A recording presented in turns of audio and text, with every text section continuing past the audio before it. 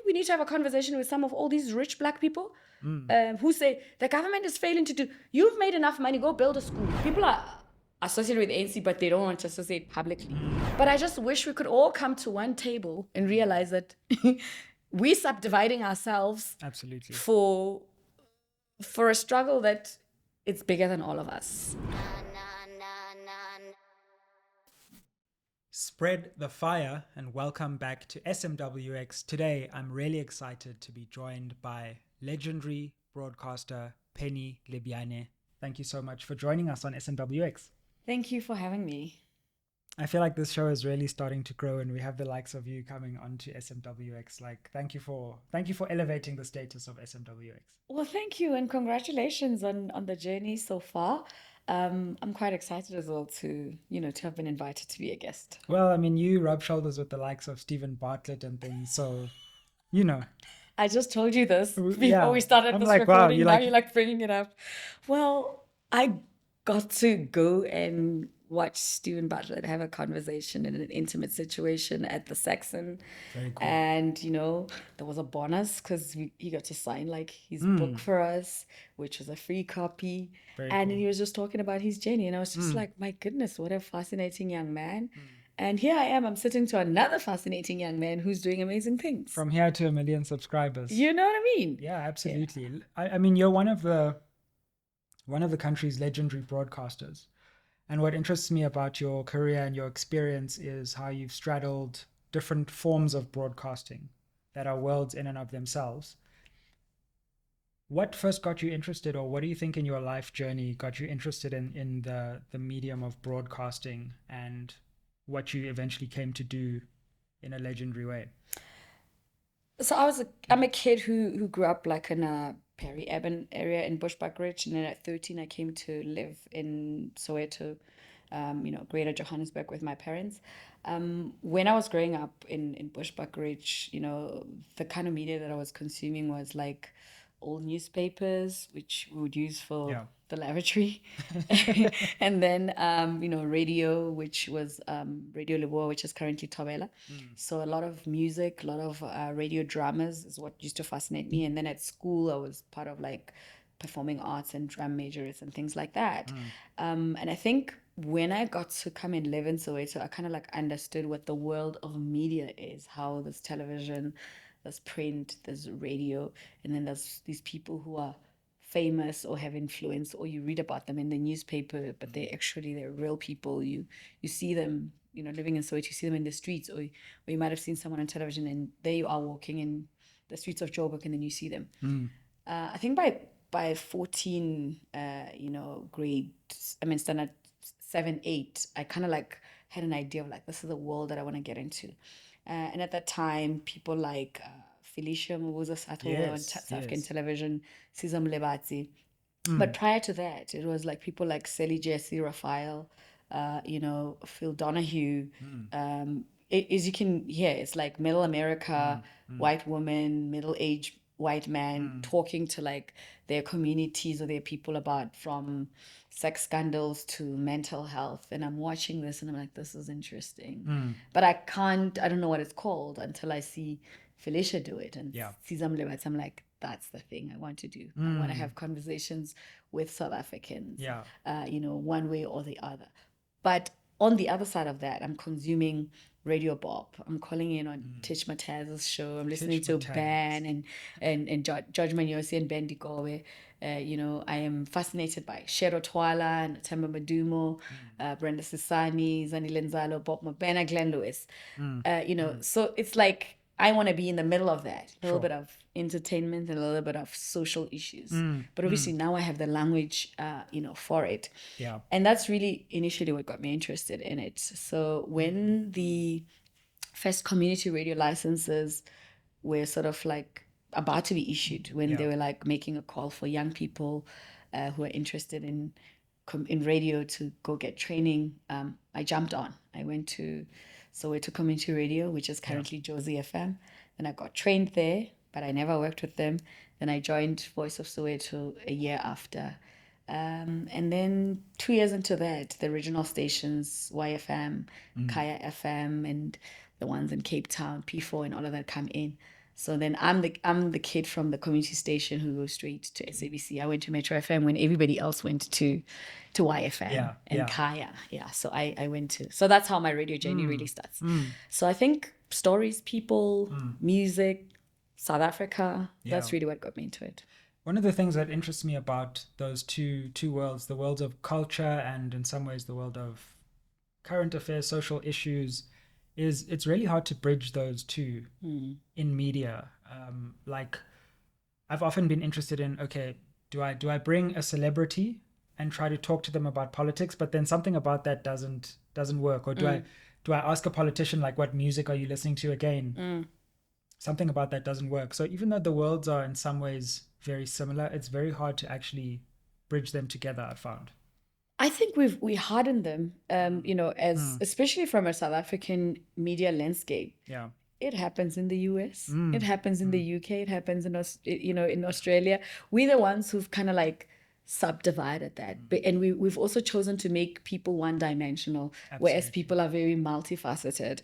I mean, if we talk about politics and culture in this country, pop culture, there's no way that you cannot talk about it. You can't talk about Miriam and Sophia Town and not talk about Nelson Mandela and Sophia Town and the lifestyle there and what was going on in our country at that particular era and how one has influence over the other. But I think post 94, sort of say, once we, and I was a child at the time, and it's one of the things that I've struggled with in media, because I kind of like struggle with this boxing of like, you're this, you're this or you're not that. Absolutely. And then if you do this, you could never do that. And I stubbornly kind of like refused certain things because I realized that we don't allow broadcasters, to move like that. Gayle King can talk to Jay-Z and R. Kelly, and at the same time, Diane Sawyer and Barbara Walters can talk to a kid, who is middle of America, the dancing queen of the local community, the same way you can talk to Yasser Arafat. Why don't we allow that in this country? Because we want to box people, and then people don't believe that you can be, they don't affirm or encourage being multifaceted. So, and when you're current affairs, they think you're too serious. I mean, so one of the things I refused to do was to do straight up current affairs shows, because I see why we enjoy it, but we obsess about it, and then we let go of other dimensions of who we are as South Africans. And as a broadcaster or as a personality, you get limited, and I think it's unfair. So true, like the way we get pigeonholed, and when you're in the media space, because it's a public perception, it's almost as if people's public perception of you then allows you to think what you can do and what yourself. You can't, and you get locked into the image of you that has been created by the media. Yeah, because you give them permission. Personalities give them permission. So I stubbornly said no. Sure. I mean, I got offered to do 7 to 9 on Metro FM at 25. And at that time, I was a judge on Idols. And I had to look at like where I want my career to go and how long it wants to stretch. And at that time, I can mention the women who were doing current affairs and how they were expected to carry themselves, how they were expected to be, and they couldn't do anything else. I was on Idols. I was doing clubbing. I had done gig guides. I was doing fashion. And I was like, I do broad conversations versus that. And at the time, I was just like, really, I need to read through the ANC's January 8th statement. And then I was like, can I talk to, at the time, like Tito Mboweni was the governor. I was like, can I just talk to Tito about growing up wherever he grew up? They're like, no, he's the governor. I was like, please, there must be something else about the guy besides him being the governor. Absolutely. And I think up to this day, we still don't have those conversations. So therefore, we don't really know a lot of people who lead us. We don't know what the kind of people they are. So true. We don't know if they're funny people, if they are kind-hearted people, if they're moody, if they're ignorant. And we don't know their psychology. We don't even bring people to like psychoanalyze them, whereas the British do it, the Americans do it. So they give us a full texture and a layer of a personality. We don't even know our musicians. That's so true. And our politicians. One of the things that I've tried to do on this show is not do like the interview where you're the authoritative figure and you ask the person as if you know everything, and ask political figures like, how did that feel? Or, how are you kind of thing. Yeah. The funny thing for me is they don't know how to respond. Because they're also preconditioned to react. Yeah. So I used to do breakfast television. Yeah. And then, the thing is, you gotta be the people. You gotta be hard when you're talking to politicians. And I'm like, then I don't want to do it, because then I don't want to get into an argument early in the morning about stuff. But also it's already early. It's now very you must. early, yeah. But also if you just, before you even get to what we're going to talk about, you say, "So good morning, how are you doing?" They're like, "I'm here." It's like even just a normal like, good morning. Okay, can you? We're human first before we're all these positions and titles and people things want to that we know do. like what your life is like, who you are. But also then politicians come very programmed. They know that you're gonna attack them, they have to defend them, and they must have a position, and then they're like, what is his angle, and then how, and it's like, whoa, we're just having a conversation. Can we also just have conversation even about the tough, difficult things that our country's going through?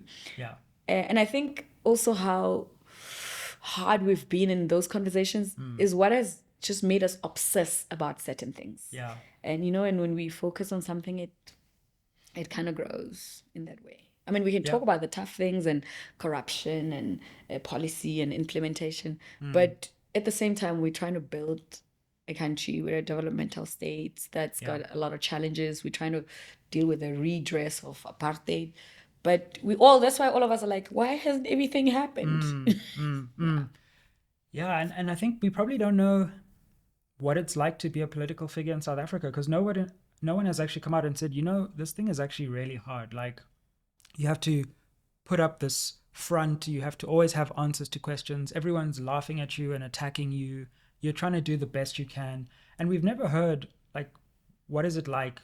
Let's put all this stuff aside. Just how are you feeling about all this pressure, and how did you feel when that person ridiculed you on social media? And people say you have to have a thick skin, but do you really? And do you talk to your friends about what it's like to be in the public eye and under that pressure?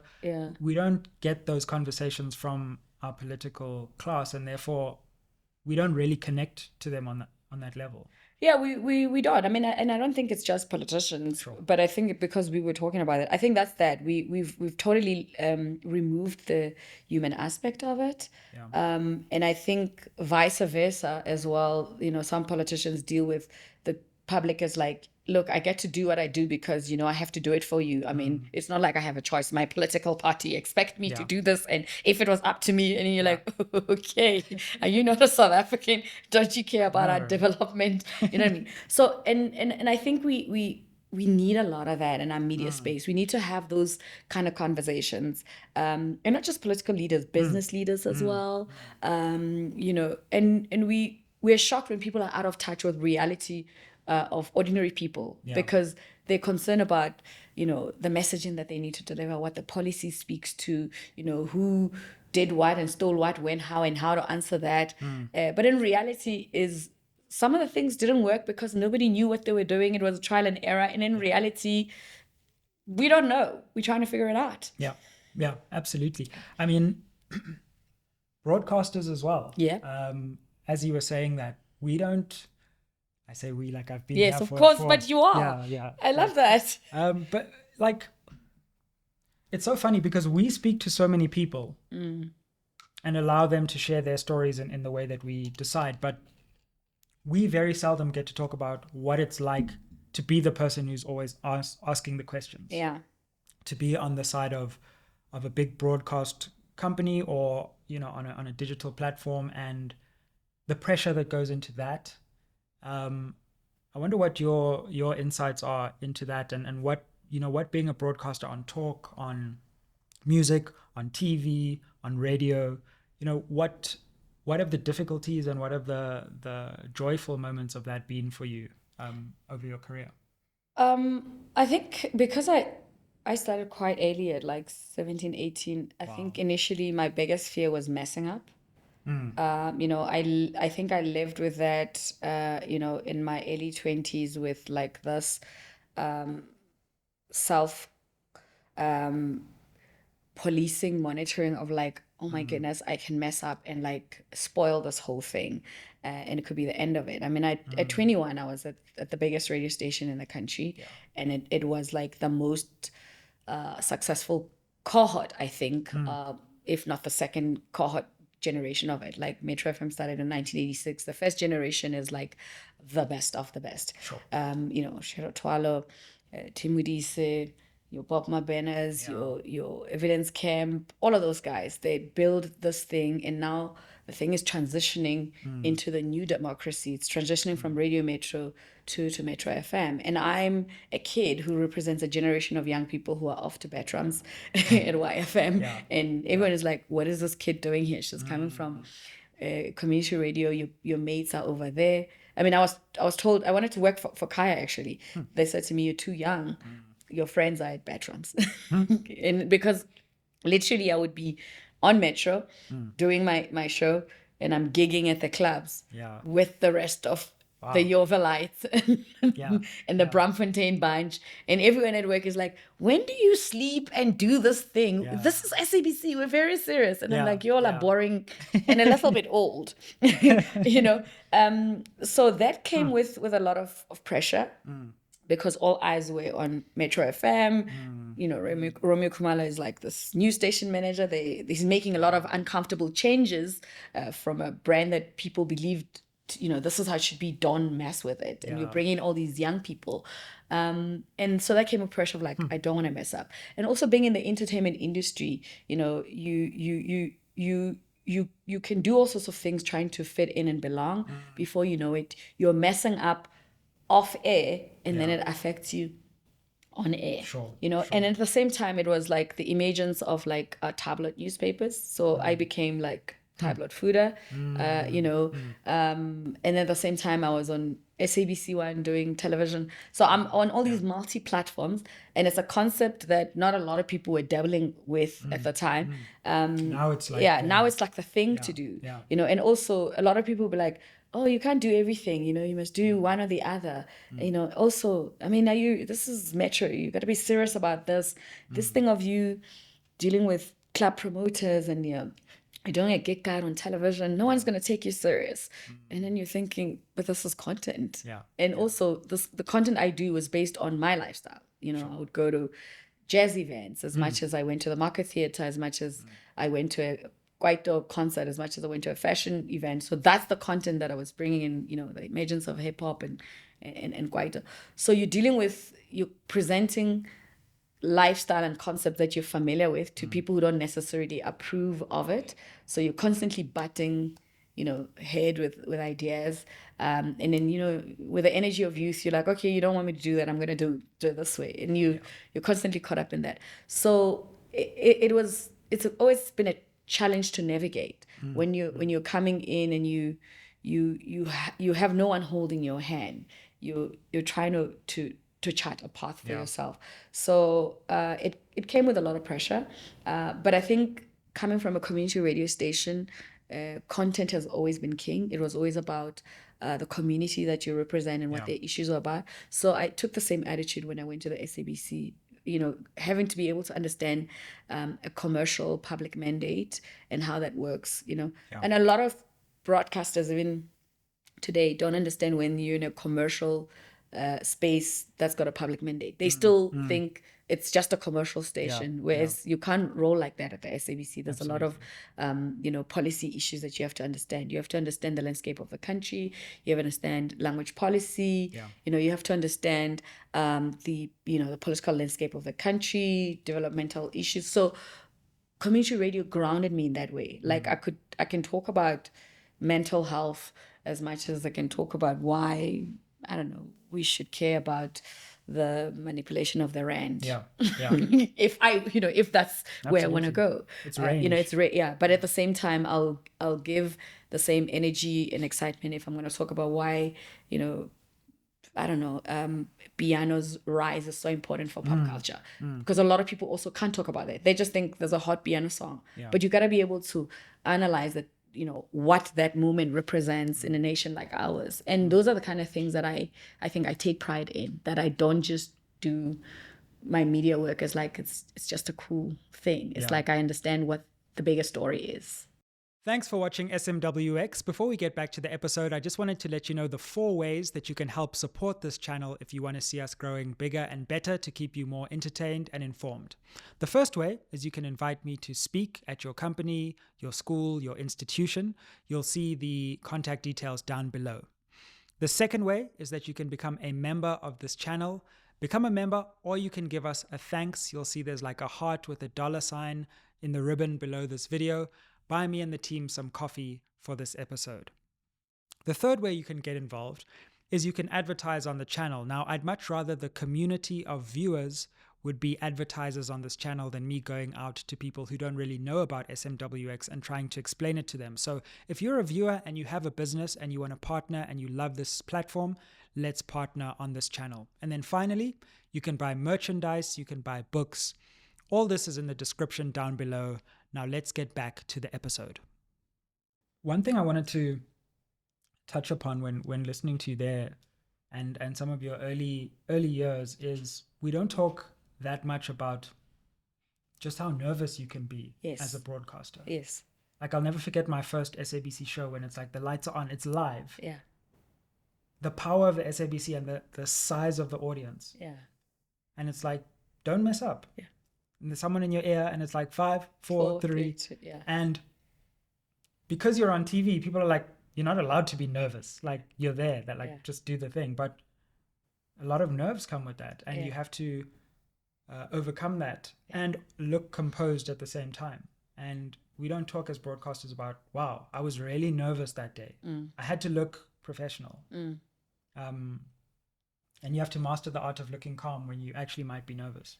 Yeah, and how everything can go wrong. Oh my goodness. Literally. And actually is in your ear. It's in your ear and it's going wrong.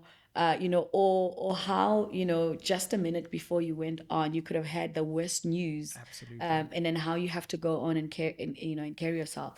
But also the reality of it is that level of anxiety over time, what kind of chemicals it releases in your brain and what that adrenaline does to you, and why people are constantly chasing the high. I mean, not just we're talking as broadcasters, but that also happens to artists. And that is why you find a lot of people in the space, suffer with addiction and substance abuse, because they're triggered by that, True. And then I say to people that those early days are very important for you to get used to how your body reacts, so that you understand that this is just nerves. Because the minute you intercept it with something else to control it, then you start relying on external factors to control it. Because, those nerves are a natural thing that's supposed to happen. It sharpens your mind. It opens up all your senses. It really centers you to be present in the conversation.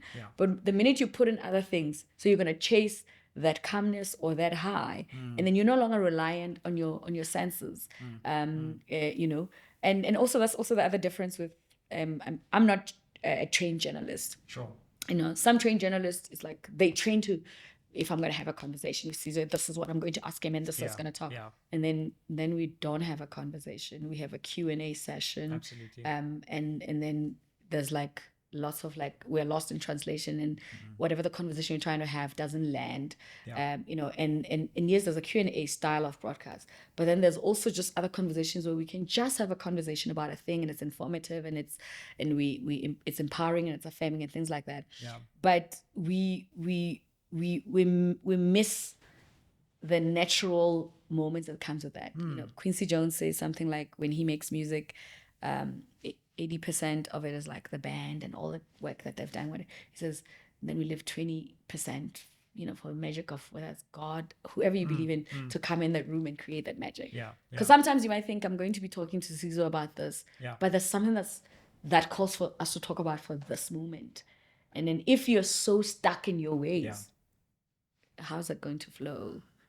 So the danger of, that whole adrenaline, that nerves that come with that, it's a real thing, but you kind of like need to get used to it, and you can be able to create like systems for yourself. Say, okay, I'm gonna calm myself down.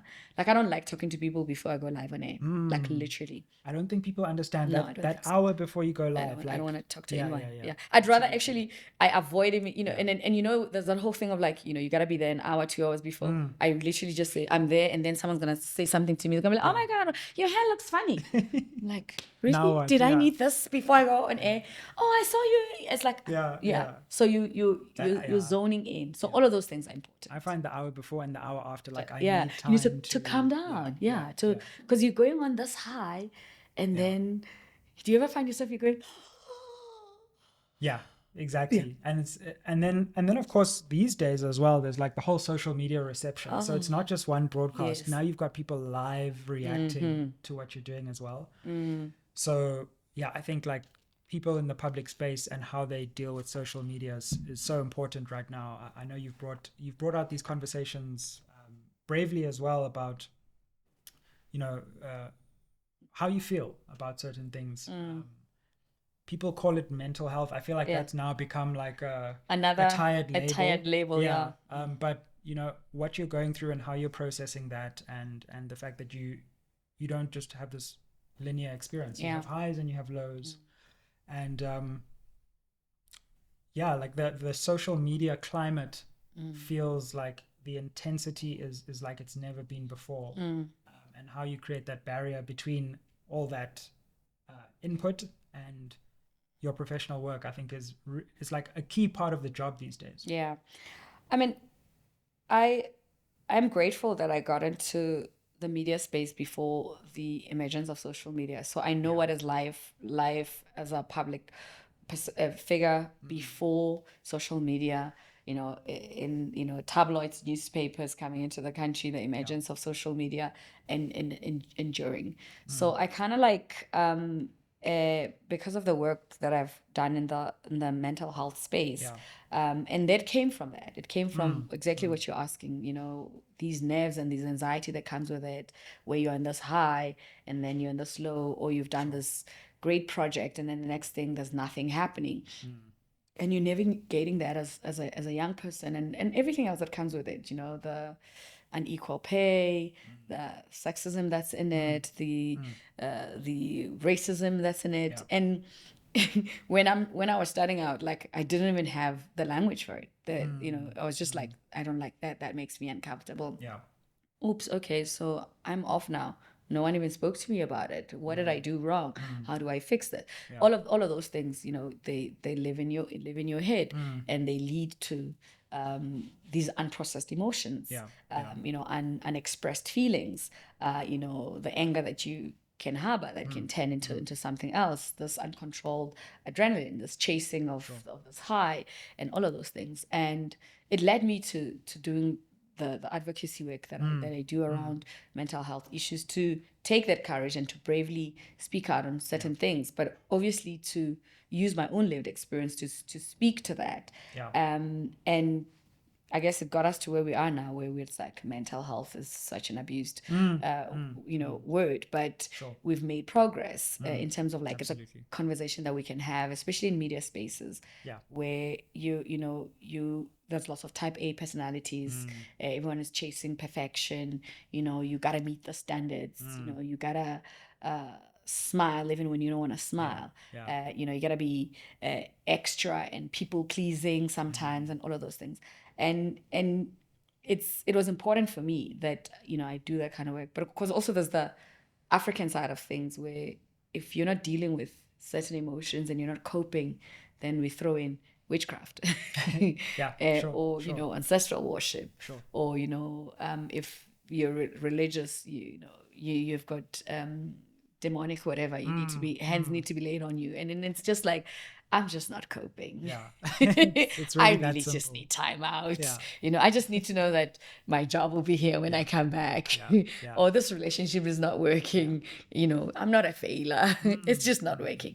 So it's those kind of conversations that were very important to have.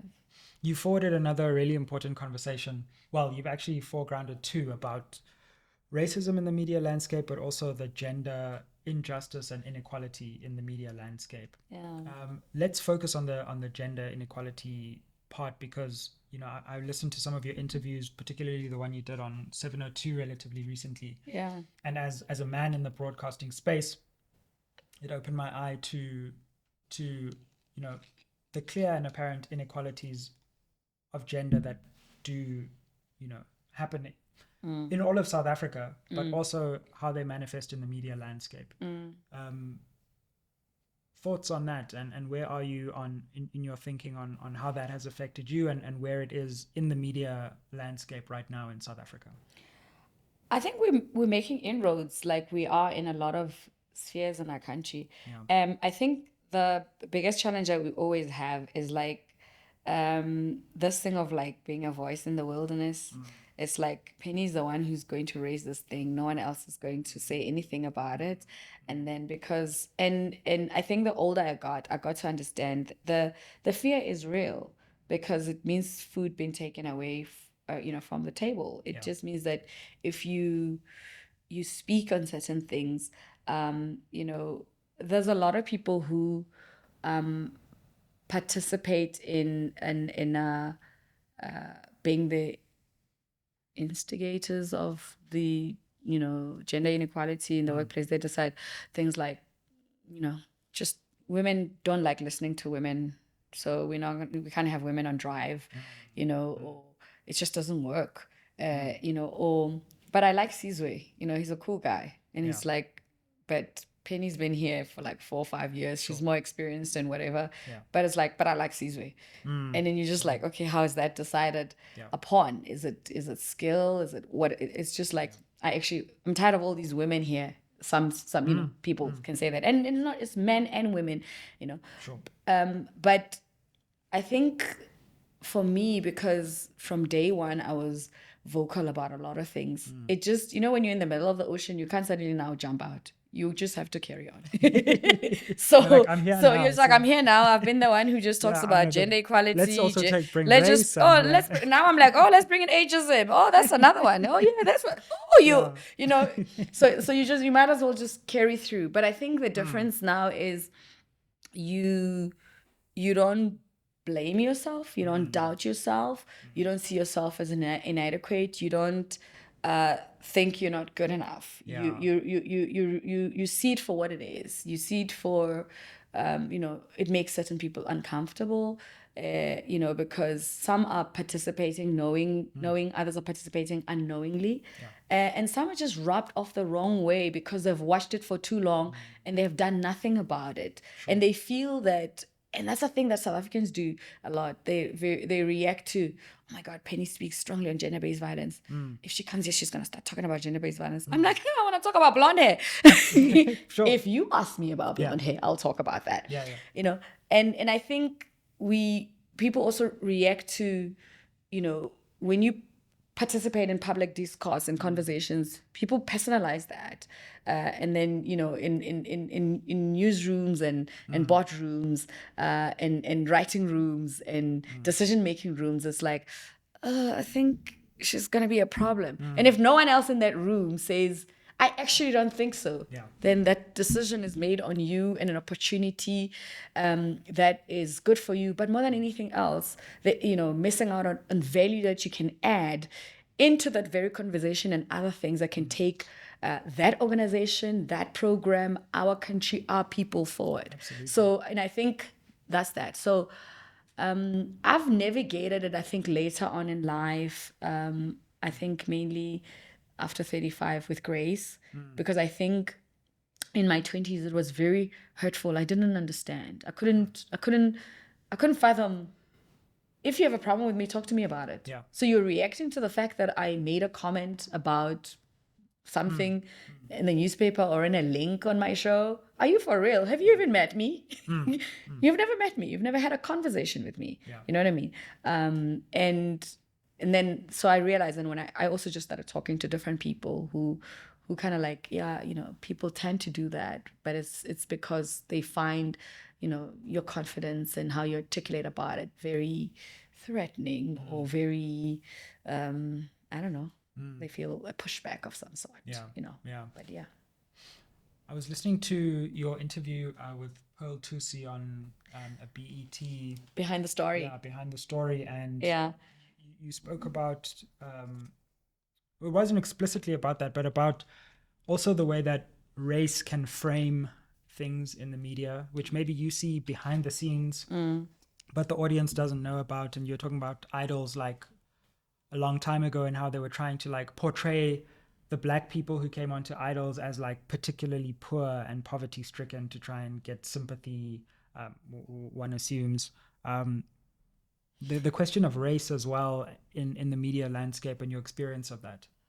I think in the early days, I think that particular idols thing was more of a, because I think I should address that so that the context is correct. I was just reflecting on how season 1 was literally trial and error for everyone. We got this format from the UK. I mean, I met Simon Cowell when he came here. Idols coming out of the UK, even though it gained its popularity in the US, is because Americans, they Americanized it. So I didn't understand why we're not South Africanizing idols. In the UK, it was about the English music catalog and celebrating their English story. And, you'd find like kids from Ireland and rough villages in the UK being part of that and becoming a success story. In the US, same thing, Middle America, children from the projects and really coming out and becoming something. And my experience at the time was like, there were kids who came from like predominantly mixed race colored areas and kids from townships who had never, for example, slept in a hotel, who had never been styled before, who didn't even have an idea of like, what it takes to package a star in the making. And they put through the paces with like a white stylist, a white makeup artist, a hair person, and then if baggy jeans are cool for us, the kids in the townships and all stars, and then you're gonna put me in some loafers to go perform. One, I'm not comfortable in that outfit, and secondly, I have a language barrier in that room in that moment. And then me being me, I'm like, that child looks uncomfortable in that. I mean, I was barely a child myself. I think I was like 25. I'm talking about 19-year-olds and 21-year-olds. And they're like, they're not going to make it to the next round. I'm like, how do you know they're not going to make it to the next round? How do you know? So those kind of things got me into trouble. But also the reality is that, I mean, this is year 2000. How many black people had DSTV? We were watching it on Mnet. So the demographics of the country spoke to what? Who had access to voting into and I'm not saying that the people who won at that time didn't have equal talent, but I believe that the black kids and and when I say black kids, I mean holistically. I mean the kids, the colored kids, and who were there, they were actually talented. But also, if you're picking your song, the song catalog that you have there is Guns N' Roses, you've never heard it for the first time. I know you're a good singer, and you know you're gonna learn the lyrics. But I mean, a little bit of Percy Sledge will take you far, because that's what you've heard. Sure. A little bit of, which is what it became over the years. Absolutely. So I felt at that time that the people who were making decisions were not in touch with the reality of who we are, who our country was, and in my consciousness at the time, I took a lot of things to heart. Like, the finals are going to be on June 16, and you're not going to give us a black kid. So a lot of things for me were just like, I was just like, this just doesn't make sense. If this is about youth, it's got to be that radical and changing and life-changing and impactful. And obviously, it didn't live up to what my standards or expectations were at that particular time. And obviously, unfortunately, if you work in productions and you're talking to certain people about certain things, they might not voice it out to you, but they'll go make decisions about you after the fact. And which was my experience. And I think I was speaking to that also in that time, because the whole thing of like a white stylist or a white makeup artist, I mean, then the next thing is you're dealing with shade and color. You're looking ashy on television. They can't do your hair, and those things are influenced by really not caring. Yeah, and those are things that I experience in television, in magazine. Doing magazine covers. Where you look at yourself, you're like, I was really not that black here. I had to, you know what I mean. And those are the things that I had to deal with. And I think for me, because I was a kid who was consuming a lot of Black American content. Like I used to read Essence and Trace and Pride coming out of the UK. So I knew what Black people look like when they're like hot in hip hop.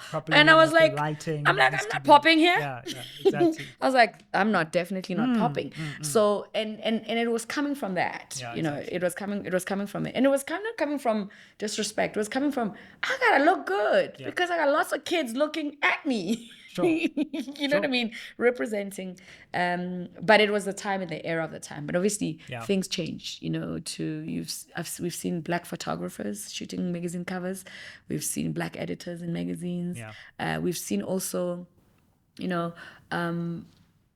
people who are not necessarily Black who have interest in Black culture and how it's portrayed and how it's positioned in pop culture.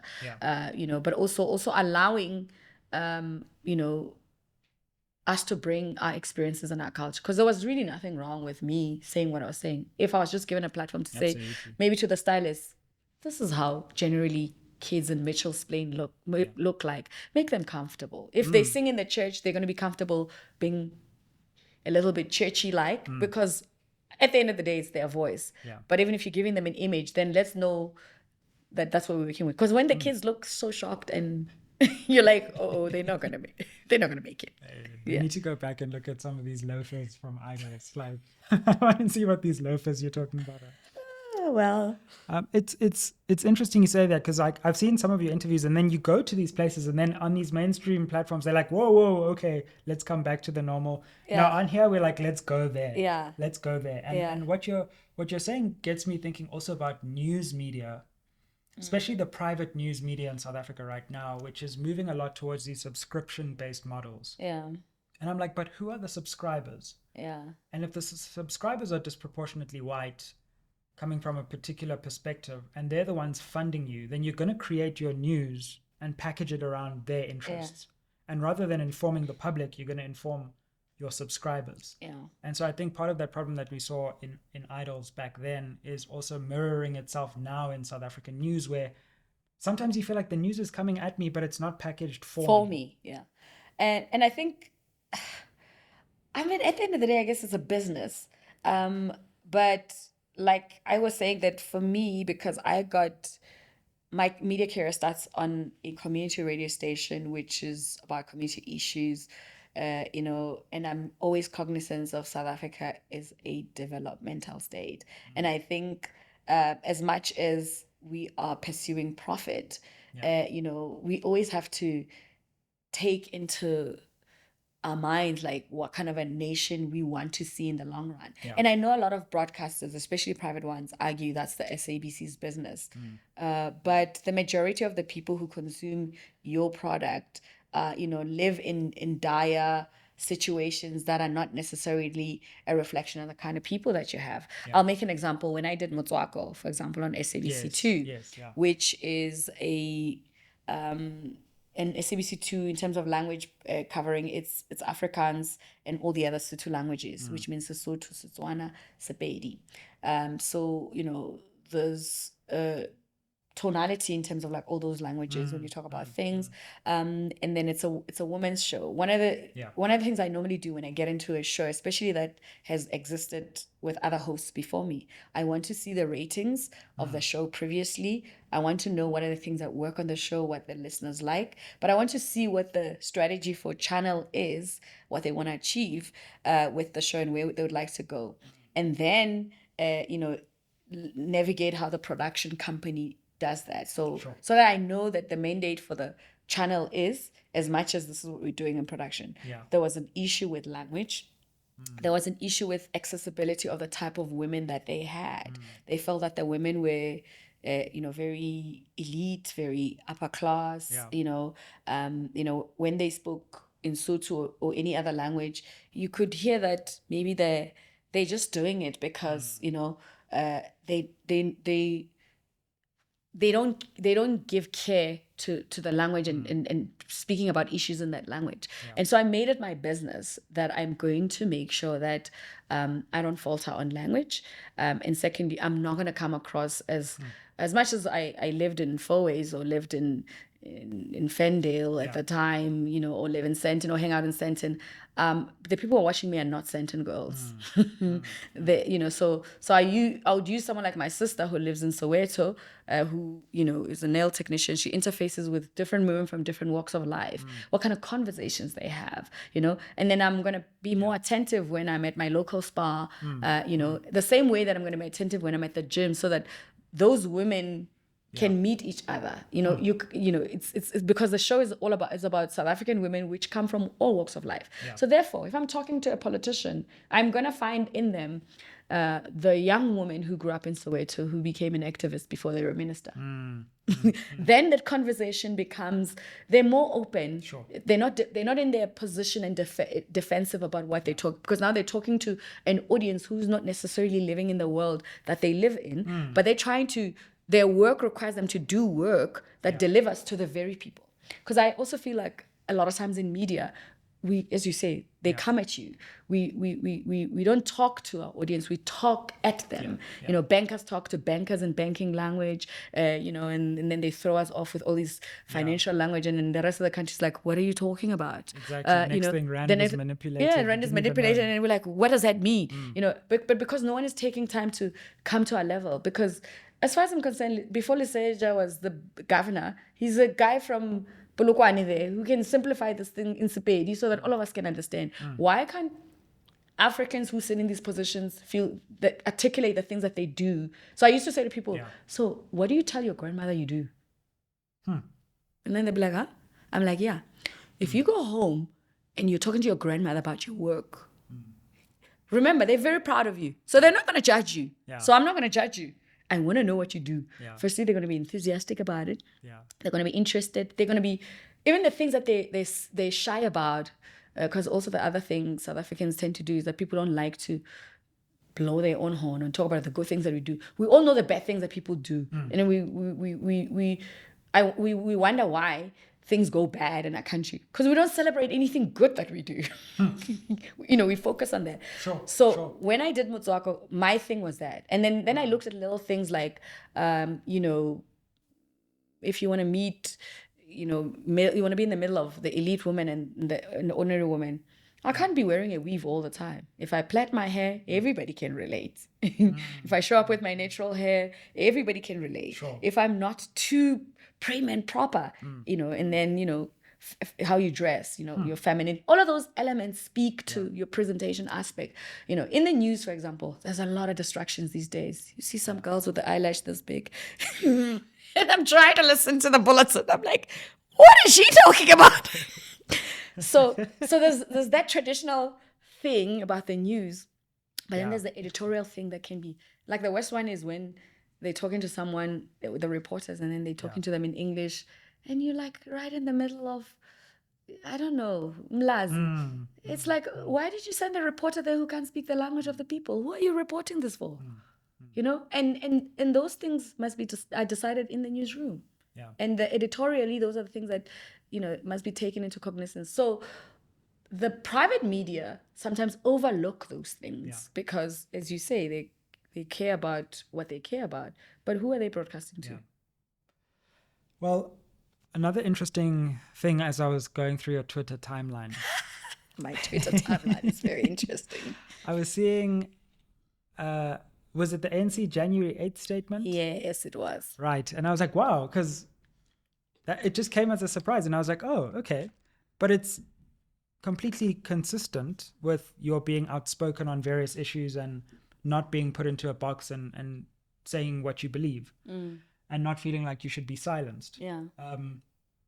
What was the backstory of that? Were you there supporting the ANC? Are you a full ANC supporter? And if so, why? And what do you think those of us who are very critical of the ANC are missing? So I used to not be interested in what the ANC gets up to, besides just following the history and the story of what, the ANC has been to our country for years. Yeah. And then I move in circles where you listen to a lot of people, especially in the black middle class, all the problems that they have about the ANC. And then you're like, but what do you guys do? Like, what are you doing about it? And some of them are done business, that's linked to government, or some of them have got close proximity to certain people in power. And then I was like, I actually need to get in and like really understand. So at first, I've always been concerned about how the women in the political movement stories just get edited, from Charlotte Matleke to all of them, where it's like they were not there in the room, like literally. Absolutely. And then I'm just like, okay, so if no one is talking about them, who's going to talk about them? So is it only the women in the ANC who must talk about them? What about the rest of us? Then I follow those women's stories. And then I was like, let me actually do this thing properly. So I would go to women's league stuff, just sit and listen to conversations.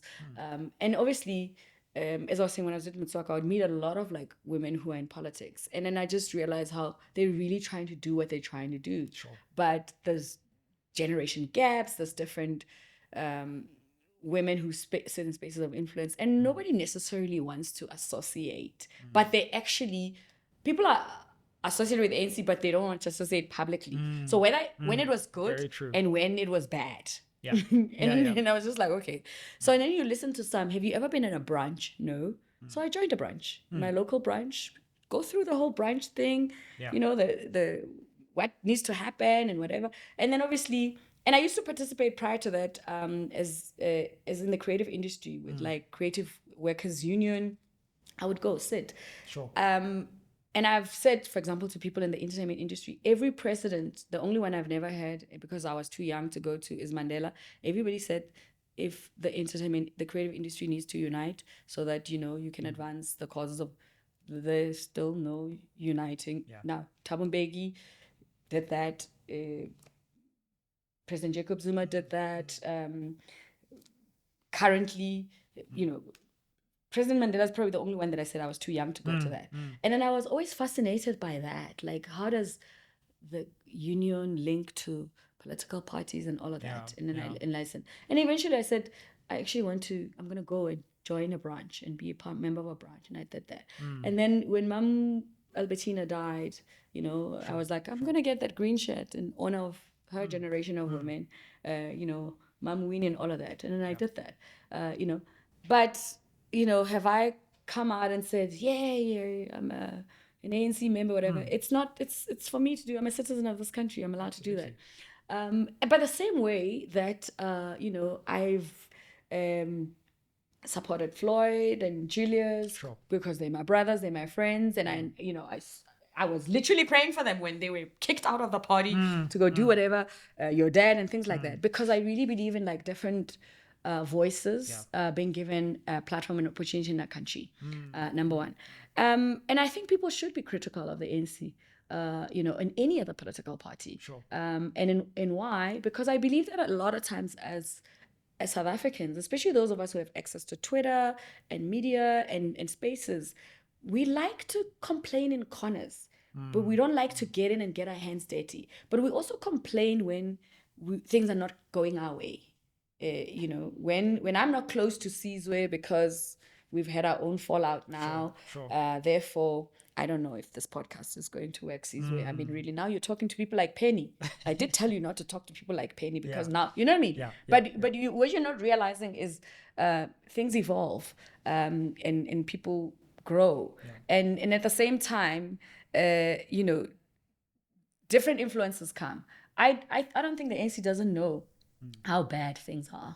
I mean, I host a show called Umphakathi on Moja Love. The same way, that's another thing. Oh my God, Penny, you're going to work for Moja Love.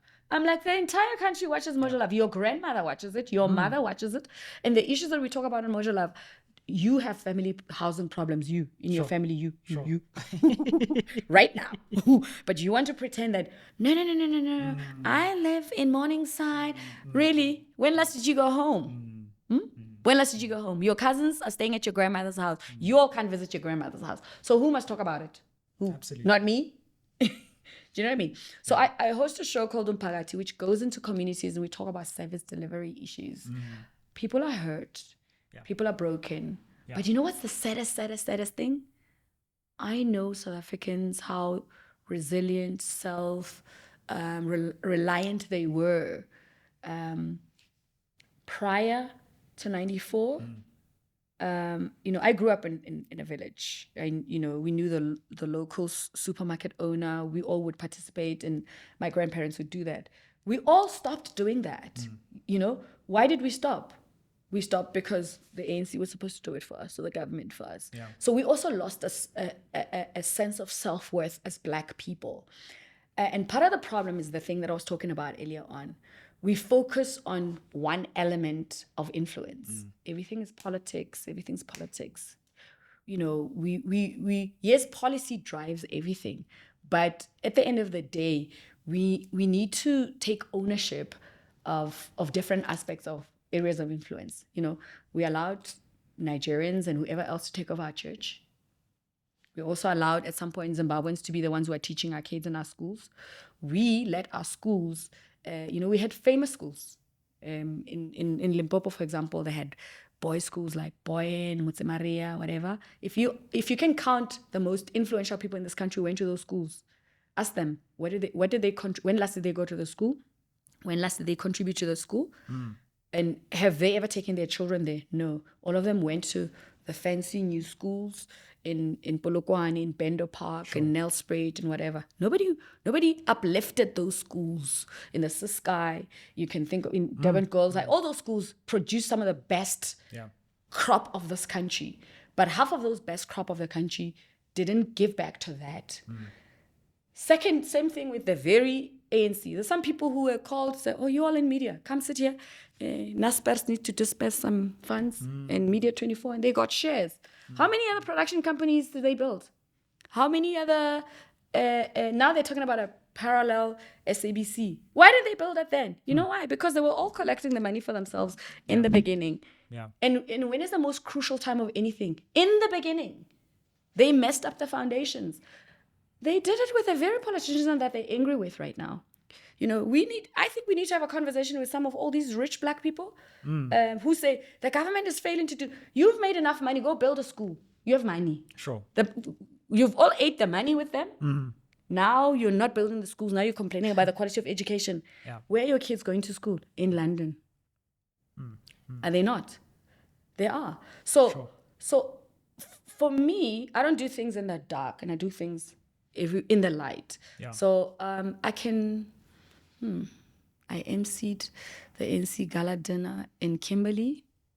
I think I was paid 10 grand for that. That's probably the only one I've ever been paid for. I worked with Grooven when he was doing local government because they were interviewing young councillors and all of that. I'm a broadcaster. And like I said, I don't do mainstream current affairs on mainstream television, but it doesn't mean I can't have conversations about political issues and whatever.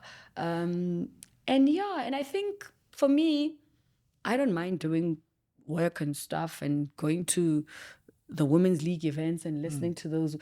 Also, I understood the role of what the generation of women played and what role we can play in this generation. But it's not cool. Nobody wants to be in the Women's League because it's for old women. Okay, well, we're waiting for everyone to turn 50. Maybe we'll still have a role and something to contribute to. So, but I mean, at the same time, hey, I want the EFF to do well. I want Rise to do well. But I just wish we could all come to one table and realize that we're subdividing ourselves absolutely for a struggle that it's bigger than all of us. And I completely defend your right, to associate with who you want to associate with. And that's so much about what the freedom that we're supposed to have attained is about. It's about being able to be free to associate, vocalize your opinion, and not have any consequences for that, whether that's political or otherwise. And also, I think also in our country, a dangerous thing that's starting to happen is we're not allowing space for different voices. Absolutely. And I find that very problematic. It's like if you're done with something and you're angry about it, it's okay. Sure. But now you can't come and want to dictate to people because we all represent different things at different times. There are people who are first generations of certain things, and others come in their 10th generation. And then in the 10th generation, a different energy can happen and change things around. Do you know what I mean? And I think we should allow that, to happen. Absolutely. If we and I think we're that kind of democracy that should be able to do that without people, because they feel a certain way about a certain thing. And also, if you don't agree with me, then you must attack me personally. Like people are gonna use derogatory language. They're gonna attack your family. Like, what is that? But that's a little bit of like a Twitter thing. And we shouldn't agree on anything. We shouldn't agree all the time. We're allowed to disagree, and we're allowed to engage on conversations and respect each other on our differing, opinions. And that's the kind of democracy I believe that the people who died for this country died for. And more than anything else, we spend a lot of time attacking each other, especially as Africans, versus the real issues we need to be dealing with in corporate South Africa. I think that most people fight is in their body corporates. They don't even fight in the schools. A lot of Black parents are problematic in the schools. It's like, oh, okay, well, I'm not going to do that. Just now the principal is, my daughter. And then the policy remains and the things stay the same 10 years. And you're like, how come this policy was allowed in the school when? Sister, didn't you go there 15 years ago? No, it's one of the most important questions, and we'll end here, but we could have a whole conversation just on this. What is it about us not being able to speak when we're in the room? Because we've got in the room now. Yeah. Right? We're in the boardroom, or we're in the place of influence. And we've been given a voice to speak as Black people in South Africa. And then we stay quiet. Because we're afraid of being kicked out of the room. And also, I understand, and I can tell you, I've spoken a lot of things. My bank account is a reflection of that. If I had shut my mouth, I would be sitting in very interesting places. Do you know what I mean? But like I said, I'm in the middle of, I started at 17, 18. By the time I got to the SABC, that was my thing. And by the time I realized that it's costly, I was in my 30s. So I'm not going now to turn around and say, because now I've built this credibility, I've built this reliability, I have fine-tuned having a voice. I see myself as a catalyst for these uncomfortable conversations, and I want to influence with impact, with integrity and sincerity. I don't want to lie to anyone, and I don't want to enforce anything on anyone. But I want to be me and do what I do with integrity and be respected for that, and leave it at that. So the fear in that room is that people are afraid of the food being removed in the table. And a lot of the anger that we're seeing now, not just towards the ANC and other things, is because people are also just feeling that certain things have been taken away from them. They're not part of certain things. Because some of them were part of certain things, and now they're speaking from a place of displacement. Sure. And when others were suffering, you didn't care. So I think one of the biggest problems that we have is this thing of people of not caring, and also pride. I think we need a lot of humility to come to a place of saying, we've messed up. We didn't know what we're doing. We made a lot of mistakes. Or we're making promises that we don't even know that we can fulfill. There's a lot of political parties and people that are saying things that really it's not going to be like that. Some policies that they're talking about, we'll change that. It's going to take 2 terms to change it. And rather just say that. Just say that. But they're not saying that to the public. They're saying, this if we're in power, we'll change this. Okay, we'll see. Well, we could have I'm hoping one day we will have a part 2. But Penny Lebyane, thank you so much for gracing our platform, for sharing so open-heartedly with us. and giving us a dose of critical reflection and fun at the same time. And thank you for all the work that you do and continue to do. Great stuff. Thank you. Thank you so much for having me. I'm always the part 2 girl. I always get promised part 2s, eh? Is that so? Yeah, Nolene promised me a part 2. It never happened. Clement promised me a part 2. Clement. Guys, like, just do a 5-hour session with me. Like once. That kind of girl. Aye.